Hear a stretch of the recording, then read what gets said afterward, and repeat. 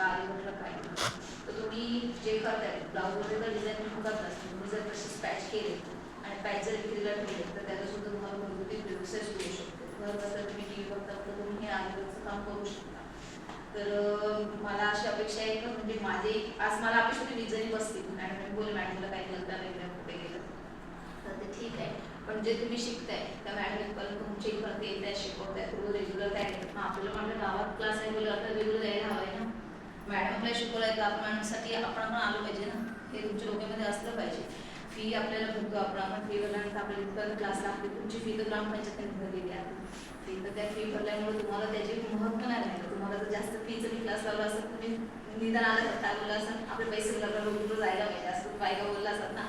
मग त्याच उद्देशाने तुम्ही इथपर्यंत आलं पाहिजे. नवीन काहीतरी तुमच्यापर्यंत जर शिकायला येते तर तुम्हाला ते शिकता आलं पाहिजे. बॅग मेकिंग टेलरिंग पार्लर हे रेग्युलर क्लासेस असतात पण हे सध्या ट्रेड आहे की बाबा आरीवर्क नथ मेकिंग असे वेगवेगळे क्लासेस जर तुम्ही केले तर घर बसल्या तुम्ही व्यवसाय करू शकता. तुमच्यापर्यंत कस्टमर नाही तर तुमची कला कस्टमरपर्यंत पोहोचू शकतो.